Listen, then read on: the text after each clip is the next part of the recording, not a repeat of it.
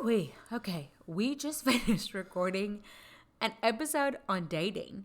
And we talked about a lot of stuff in that. What is it called? No cap? No. Yeah, it's content. Not there. Okay. Well, you could just say we kept it 100. Kept it 100. That's it. You guys, we talked about stuff that we literally had never told each other before, which off air we're going to have a few more conversations. I'm just kidding. I hope you guys enjoy it. I hope it brings you guys value. Let's learn a little bit about dating. Perfect. Welcome to the Mizell Show. An inspiration for a new generation. Hi, I'm Alanna Mizell, a loving mother of two, a devoted wife to Steven, and an entrepreneur helping women realize their dreams and potential. And I'm Steven Mizell, caring father of two, a devoted husband to Alanna, and a driving force to help young men prepare for life after college football.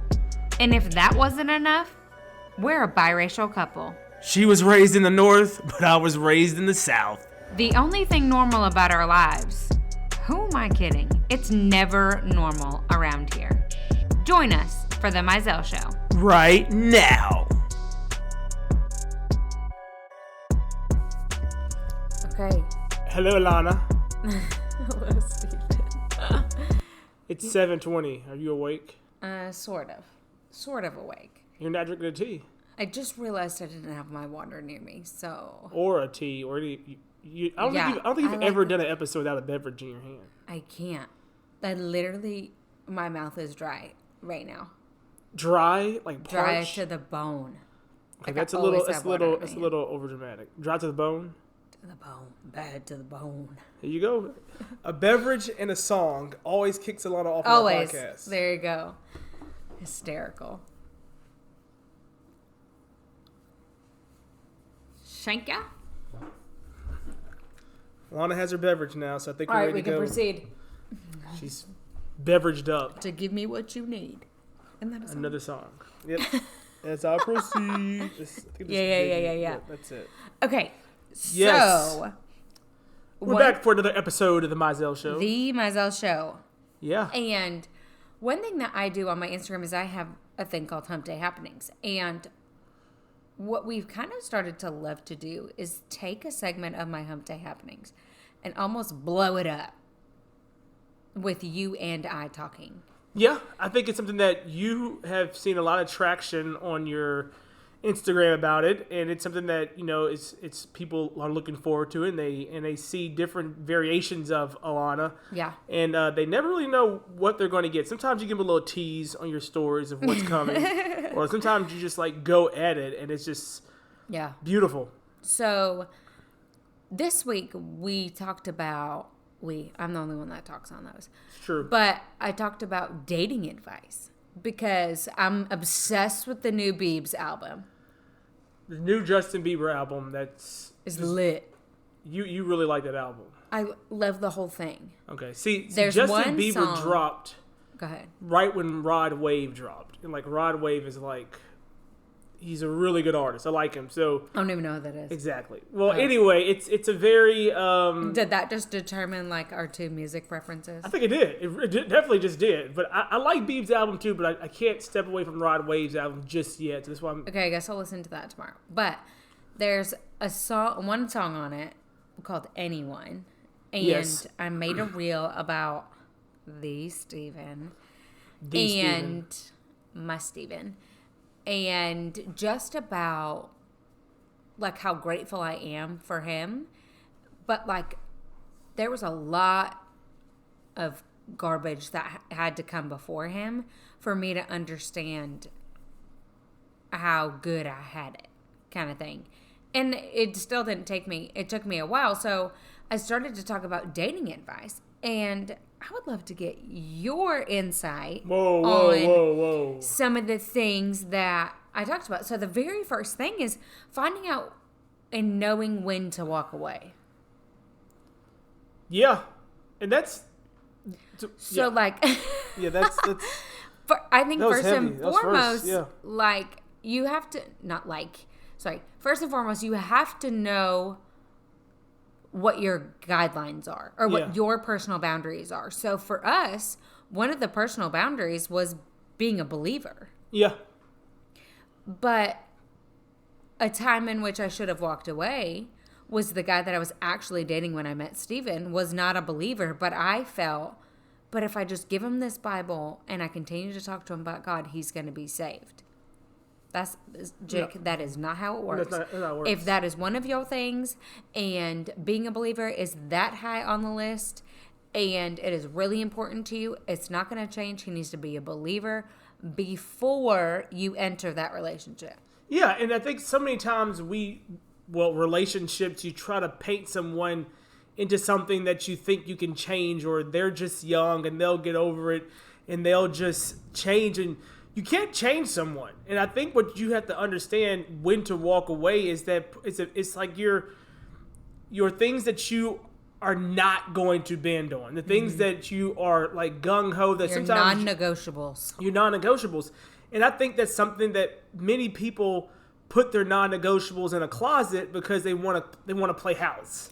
Right, or they're like, it's fine. I'll wait until we're 3 to 6 months in to talk about my non-negotiables. Yeah, or they'll just say, like, I don't want to ruin it. We're having fun. No, I don't want to ruin it. We're just having fun. We're just friends. And that's something that also scares me. What I like, if you have somebody of the opposite sex, there's never just friends, because there's an attraction. There's something that like is, I don't know, like human biology that you just can't. By the time you are, in college, I feel like is a good benchmark. Yeah. You don't need friends, like good friends that you hang out with individually that are of the opposite sex. Oh, true. You just don't need them. No. Somewhere along the way, the feelings are going to get messed up. But what we really want to focus on is what are your walkaways? What were your walkaways, Stephen? All right, so my takeaway. What were your walkaways? My walkaways. I don't know if I ever really established walkaways because I was so thirsty as a youngin'. Like I'm just being honest with you. I was really trying. What should have your walkaways been? Looking back. I mean, looking back, I would definitely say my faith was a huge, huge thing that should have been. And I look back at my relationships, conversations, whatever you want to call them. I think I only maybe talked to one or two that weren't believers, and I just kind of put that to the side because I was so gung-ho on having something and to say that I had something going on. I would definitely say my faith should definitely have been a huge piece of my walkaways. So, were there any times that you lowered your value system and lowered how you should be treated because you wanted a relationship so bad? Oh, heck yeah. Okay, well, let's walk through that. When? Like, why are we putting all, like, you want to talk about I'm this just, now? I'm just asking the questions. I'm just curious. I'm going to say college. College is a lot of pressure in terms of having the relationship or having a boo thing. A boo or something that you can say. A boo, a bae. A bae, a girl. I think that's something that you definitely, you sway on. And I, looking back on it now, I lowered my standards. Not lowered my standards, but I talked to a young lady once that didn't want to have kids. And I was like, I knew I always wanted to have kids. And so it's like, why am I wasting my time? No, I mean, it's just honest. Like, looking back on it, I literally wasted time. Like, if I know that I want to have children, with or without this girl, why would I even why are you allowing her to be in the picture? Yeah, why am I? And like, there's nothing wrong with not wanting children. No, not at all. But if what you want is children, and you're trying to say it'll be fine, she'll come around. She ain't gonna come around. No, not gonna come around. She's not. I mean, I didn't want kids until I met Steven, and then like it instantly changed. Yeah, but we had our first conversation. You never said no, I have kids. No. Yeah. Because like as soon as I actually met you and got to know Steven, I was like, no, I definitely want kids. No kids. Which is different than somebody like putting like a stake in the ground. Oh yeah, and saying I do not want children. She had a stake in the ground, I mean, so the question you asked me was, It should have been my faith. It should have been the principle that I wanted kids. Mm-hmm. So I think those are probably my two. Was there ever a time that you were treated poorly, and you just brushed it under the rug as maybe like, it's fine, she didn't mean it that way? I don't think I was ever treated poorly in the context of like verbal or like the demeaning kind of things. I was definitely probably treated a certain way in terms of pushed to the side. I'll respond when I want to respond. He's always going to answer the phone. He's always going to drop everything to go out with me. But I'm still going to do what I want to do. And so I would definitely say I was put into that kind of and I just kept going back to it because I was so gung-ho on changing her and helping her see that I was different and I could be the one for her, and I just kept going back to it. So you just waited around for her to respond to you? I waited for her around, and then and if it was 11 o'clock at night and I'd been texting her the whole time, and then 11 she responds, I'm like, oh yes, instant. And then the next day won't respond. Then so yes, I think that was something that I definitely could say that too. So looking at that, how, and like looking at our kids, how would you parent them or steward them to not do what you did? Oh, they're not dating. Just stay single. Like don't date at all. They are. I know they're going to, but my advice is just stay away from it, man. Just don't do it. Don't do it. Like just it's so much.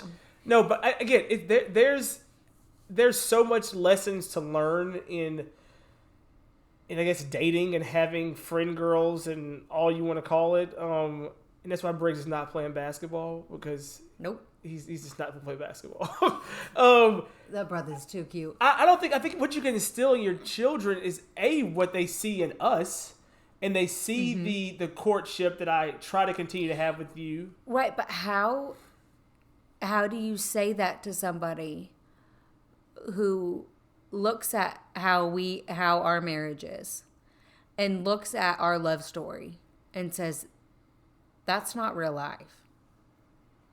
In terms of that, like, there are many a times that I sit and I think, we just got really lucky. We're blessed. We are very blessed. Blessed up. So, like, Hashtag how do you say I'm about to be 31. Mm-hmm. Say you're talking to a 31-year-old single female. Yeah. What do you say to that? Keep your standards up. He'll come around.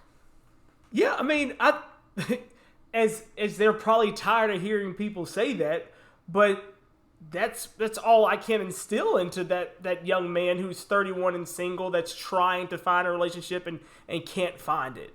I would have to. So I would say that finding your value in that relationship is your first problem to begin with.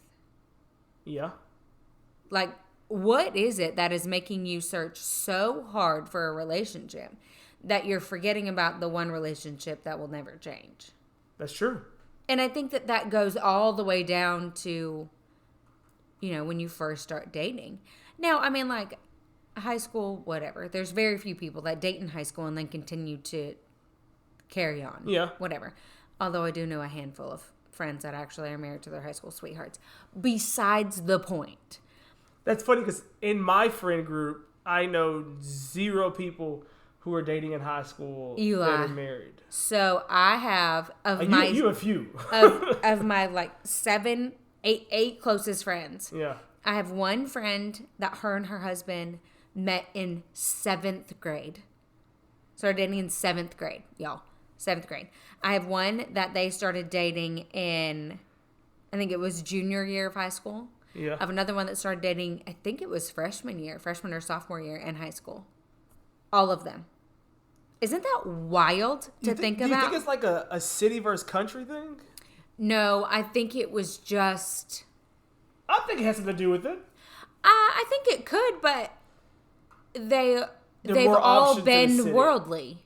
So 2 of them are married to military men, so it's not like they didn't have options otherwise. But there was something different. They knew that their standard, both of them had their standards set early on. Whereas I was running around having fun. Yeah. Like a mess. Yeah. And there were so many times that I should have walked away, but I just used it as like, I'm independent. I'm going to do what I want. And almost kind of flipped the script in terms of like, I'm just going to act like a dude because I was treated so poorly. So might as well treat all these other guys like they would want to treat me. So do you feel that you feel like you lost yourself in those relationships based on how you were treated in previous relationships? Did you know that I sell makeup? Not only do I sell makeup, but the makeup that I sell is 3D makeup, which allows you to highlight and contour your face in a super simple compact. As a mom, I could not survive without my simplified routine. Not only that, but it's exactly what you need.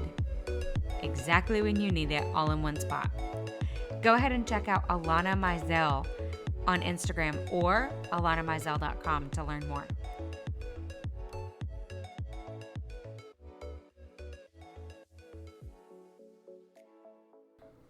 I don't think I lost myself. Well, somewhat. So I would say that I didn't want to find myself because of previous relationships. So I just built this wall, massive wall around me, not even a boundary. It was a massive wall around me that nobody was going to hand me anything. Yeah. Certainly not a man. And I was going to own my future. Yeah. And so because of that, I didn't let anybody come close to me. And like even the relationship that I was in before you, he didn't get near close enough. Because if they get close enough, then they can hurt me. That's true. And if they get close enough, then I'm seen as weak. So why did you continue to date if you would never let them get close?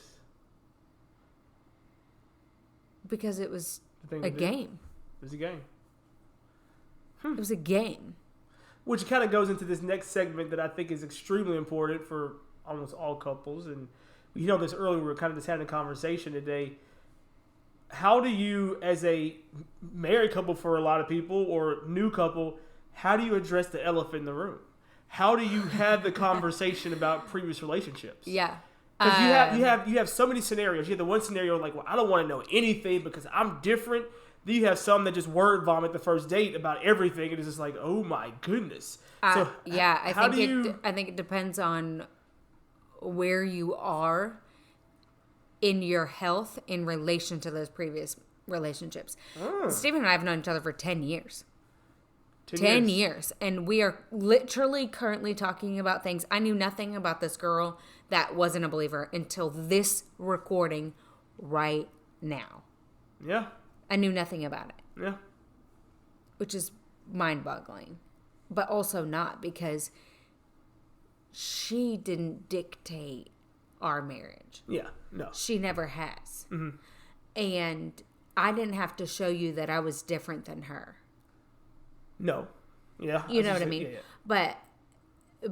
But for me, being assaulted twice and being in a awful previous relationship that you had to know about those things early because I was so broken.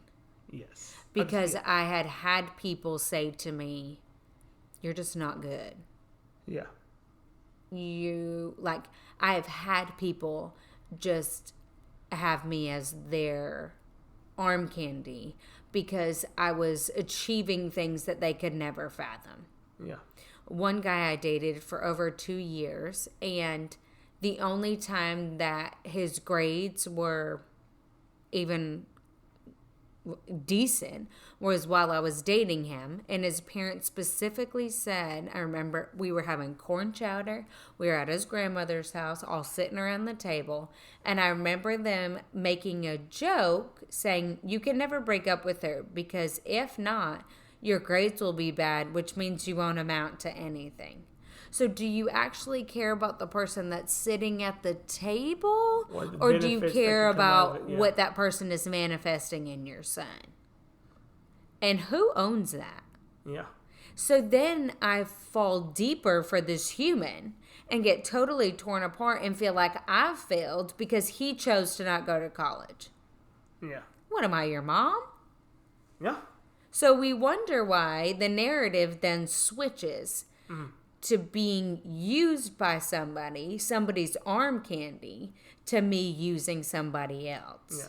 Which then, plays into all these other things. Like, that affects mine in your marriage. Yeah. That gets brought up in present day. And unless we are to the point where we can communicate where our pain points come from, you and I can't meet in the middle.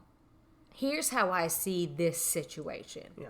And we've had that happen. Yeah, and I think that's what's important in terms of addressing that elephant, those previous relationships, is that you look through the pain points, you look through the conversations, and I think it's very, very important. I'm not going to say you word vomit, but you have to address certain things so that person can understand where that frustration or where that thought might be coming from. And so when you're going out in a scenario, we have a number of friends that we've watched be courted and had relationships, and now some of them are married and some of them have kids. And I remember, early on, a couple years ago, a couple we were kind of hanging out with, and she would vent to you so much about the fact that he never would communicate to her like the exact plans. The guy was very kind of come and go, and he wasn't out like doing anything negative or disrespectful, but it was just his style to just kind of go with the flow. Yeah, he just was more spontaneous. Yeah.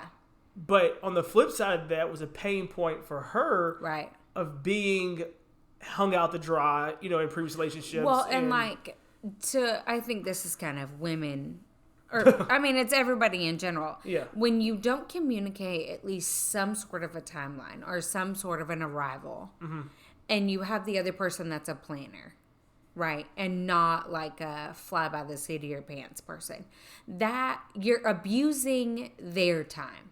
You're saying my time is more valuable than yours. So should you walk away or should you communicate about it? I think you communicate about it.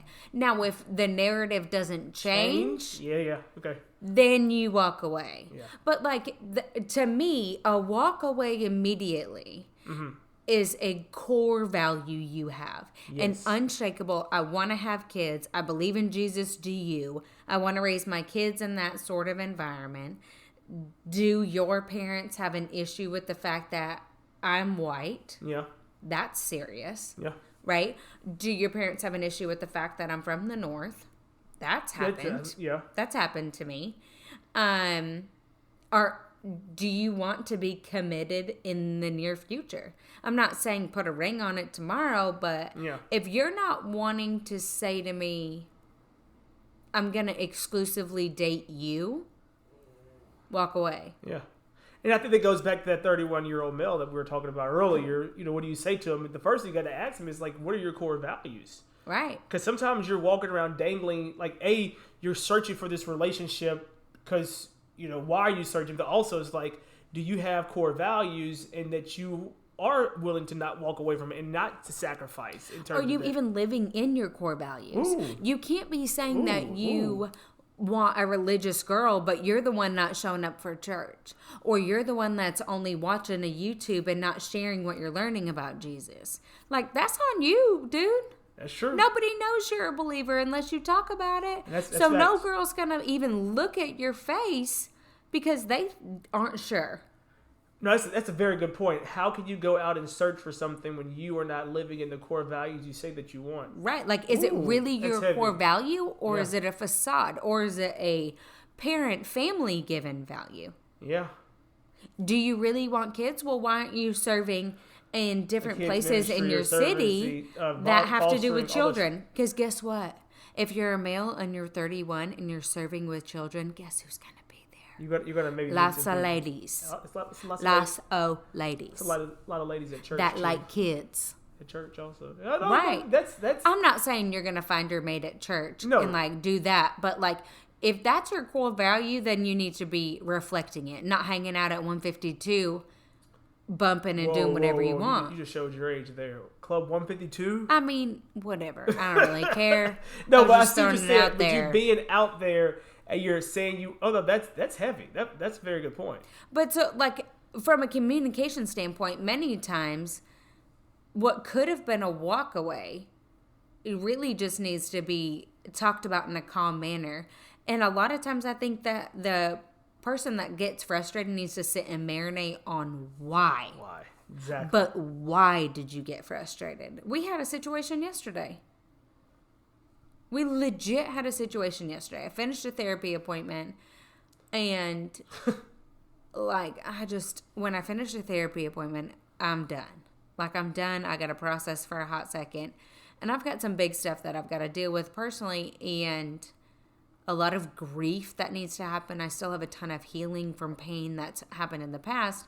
And Stephen's sweet self came in with the groceries and I then said, what chicken am I supposed to eat for lunch? And he goes, I have chicken. But I had to cook it. And it was past my time point. It was past her lunch and period. I was, y'all, when I'm hungry, I'm hungry. And then you add in a therapy appointment. And I told Stephen, I said, I got to process. And when I need to process, it's not like a, hey, sweetie, I need to process. It's a, I got to process. Like, it's not cute. It's not nice. Like, it's all that I can get out. Yeah. And Steven's a fixer. Most guys are fixers, but I'm definitely, when it comes to you. Babe, you are the epitome of a fixer. I'm not going to say an epitome. Okay. You literally fix stuff in your job also. That's also true. You're a fixer. And you love it. You might as well be Tinkerbell. That was a terrible. tinker. Why tinker. can't it be Olivia Pope? Why got to be a Tinkerbell? All right, you can be White Knight, Olivia Pope. That's what they're called. They're called White Knights? Yeah, which I don't really know why she did that because there's a whole lot of KKK reference to that. But anyway, but yes, irrelevant. I like to fix things. I want to put a smile on people's faces. So he wants to carry it, right? And wants to fix it and make it all better. And then we talked about it later on that evening. Yep. And I said, how was your day? And he brought it up again. I brought the chicken up. Brought the chicken up. And I was done with it. I was like, I don't know what your problem is. I made the chicken in the Instapot. Like, all my stuff got done. But, like, because I had let it go, and it wasn't about the chicken to me. Yeah. But to Steven, it was about the chicken. It was deeper than the chicken, though. It was way deeper than the chicken. You wanted to solve it so that my anxiety was no longer, and I could just focus on my therapy stuff. Yeah, and also, it was deeper the fact that I wanted to hopefully show you that I didn't forget about you. That, I wanted to carry the chicken. And I should have been carrying the chicken. Well, and I made the big mistake of saying that made me feel like you weren't thinking about me, which was not true. It just wasn't true. But I was in such a bad mood. I wasn't even in a bad mood. I was just like drained. Yeah. And hungry. I was very hungry. And we were talking about it that night, and I just like, Steven, it's not about the chicken. Not about the chicken. Literally. Said, what that's what I said. And he was like, oh. I'm like, it's not about the chicken. But how many times is it not about the chicken in relationships, though? Like, it's never about the chicken. It's about the elephant that you don't want to talk about because that requires you to marinate on why you're actually mad and why you actually feel like you've been forgot about. And the reason that you feel forgot about is because you actually were forgot about by somebody else more times than not, your parents who didn't communicate with you probably while they had to work or X, Y, and Z. And then you manifest that into your spouse or into the guy that you're wanting to date. And it's all their fault. And they should have thought about you. Why did you not buy pre-cooked chicken, already shredded, better be low fat and fit in my macros? Like, what are you thinking? And obviously I just finished therapy. You don't even think about me. That's literally the escalation of the problem. Right there. That was And I said, I need to process, and you kept talking to me, and I needed to process. Process and make chicken. Oh, by the way, also read my brain. That's essentially what we're doing in these relationships when we get mad and we don't let ourselves marinate on the actual pain point that's real deep. So then I asked Stephen, why? Why do you want to fix things? Why do you want to be able to control the outcome? Because so many times in previous relationships, I wasn't able to control the outcome. And so where does that pain come from? I mean, the reality that you can control the outcome with me? Well, I can't control the outcome with you, though. But you sure as darn try. Well, I do try. Because, I mean... So you know that in the present moment. Yeah. But in action, you don't. It depends on the action. I do feel like I am making... But why are you making strides? Why are we making strides to where we can openly talk about this while recording a podcast and do all these things? Because we've spent years talking about little things. Yes. Y'all, years. Yeah, and those little things have been easy. Yeah. No, there have been drag out fights. Yeah. Because when Alanna's mad, Alanna's mad. Stephen doesn't get really mad. When Alanna's mad, Alanna's mad. And I haven't gotten mad at you except for 2 times. 2 times ever. One time I raised my voice so loud that I scared myself. Yeah. Or you think it's more than 2 times? No, are you trying to remember? I'm trying to remember that one. I literally, so in our old house we had a step down den. And I literally turned the corner of the step down den and was screaming at you. What was it for? I have no idea. Absolutely no idea. I know it had something to associate with my father when it actually buried on down to it.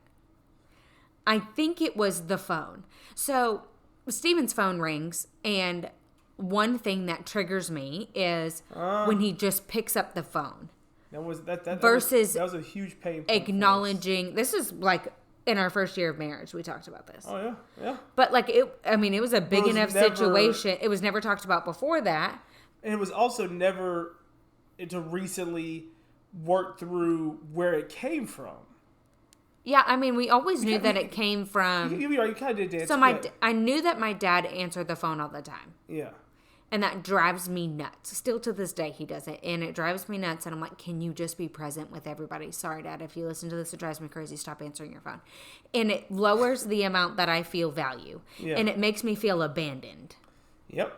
There's like a whole lot that goes on with that. Yeah. So when it happens enough as a child, you literally feel like you were second best to everything else in the world. Mm-hmm. And so when Stephen was doing it, specifically in our first year of marriage, I had to communicate to him, I think it was after this drag out screaming mess, that like, hey dude, can you just tell me who's calling? Yeah. And like at least acknowledge like, I'm going to pause this time with you. Is that okay? Yeah. Because my love language is also quality time. Exactly. Yeah. So like to interrupt quality time means that you don't love me. That's my translation. Translation. You don't love me as much as what's going to happen on your phone. Yeah. And I think something that, and that's something that you definitely hit the nail on the head in terms of being able to talk through the little things and bring the things up. And I think another piece of our marriage and journey that, even our relationship, I remember saying these words so vividly, and you get so mad at me. What is it? You know what I mean, or that's not me. Oh my gosh. Oh my You goodness. know that's not me. Yes. It's so... You know I'm not like that. No, I don't. Yes. I don't know you. That is something that I hung my hat on in terms of when Alanna was frustrated. Why are you putting that on me? You know I'm not like that. That's exactly what you used to say. I used to say it all the time. All the time. But that was my translation to help you realize, or in my thought was, I'm not those other guys. But me saying that, and it doesn't matter. I realize that now. It doesn't matter. It doesn't matter if you are or are not. The damage has already been done in my psyche that we've got to communicate why it's an issue to begin with, so that I can fundamentally understand why you feel like you need to address the fact that you're not that guy. Yeah. And the reason that you feel the need to address that you're not that guy is because you've never been, and it's the reason that you didn't have relationships before you met me. So if you don't announce to me that you're not that guy, then the reason you never had a relationship is a moot point. Like, that's your justification for not having the relationships that you had and getting rejected, the ones that you had, is because you're not that guy. So let me just remind you, I'm not that guy, and here's why I have to tell you. Yeah. Because I dated that guy. That guy. Multiples of that guy. And I want to tell you that I wasn't that guy. So don't. Which is great. but yeah, like, but you can't, And how many people tell me I'm not that guy? Yeah. Yes, you are. And they end up being, Yeah, you are. Yeah. But like, they're heated conversations at the time, but looking back on our marriage, they're minuscule. Yeah. And they show a small, thin layer to the next layer.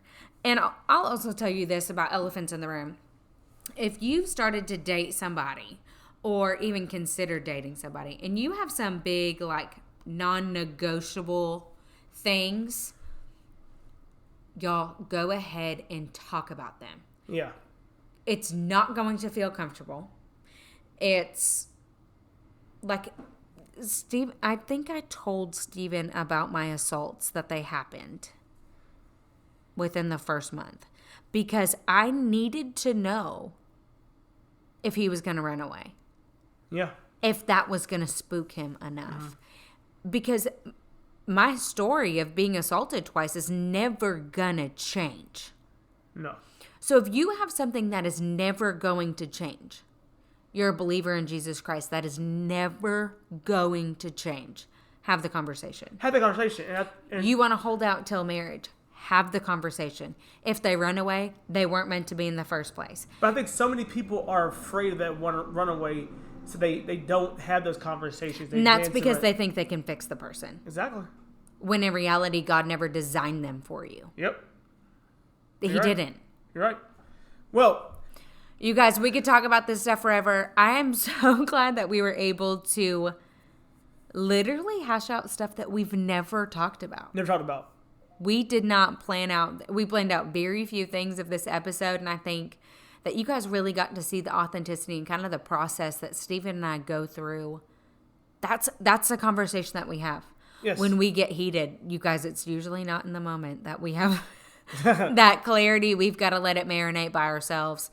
And some days it's painful. Yeah, it is. Some days it's painful to marinate separately, but at the end of the day, the strength that comes through the clarity of marinating alone, I promise you, makes our marriage stronger. So you guys, just to close it out, don't hold back on having the hard conversations if you really think that person is going to be in your future. Let them show you that they're going to stick around. And you guys, if they don't, better get rid of them now instead of waiting another 6 months or instead of bringing them to meet the family, etc., etc., etc. They're never going to be worth it. They're never going to change. They're not fit for you. Walk away. If it's something you can communicate about, communicate. And if it doesn't change, then walk away. But guys, you got to talk about the elephants in the room. You got to talk through them. And that's how you grow personally. Even if you're not growing with that person later on in life, you are going to heal from having those conversations. Thanks, guys. So if you guys are enjoying this, definitely leave us a review. Give us the feedback. If there's something you guys want us to talk about, reach out to us on our website at themizellshow.com. There is a contact section. You can put it in there. We would love to hear about it. Or you can always go over to Instagram at The Mizell Show. Also, as always, don't forget to screenshot this episode and just add it to your stories and tag us on Instagram, on Facebook at The Mizell Show. Thanks, guys. Are you loving The Mizell Show? Well, we love you all. And did you know that you can have me and Steven talk to your team or a group of 25 of your friends? All it takes is 25 people showing up on either a Zoom call, a Facebook Live, or really anywhere. Hopefully in person sooner rather than later. But how do you get us? So all you have to do is email themizellshow@gmail.com, or you can direct message us on Instagram at The Mizell Show.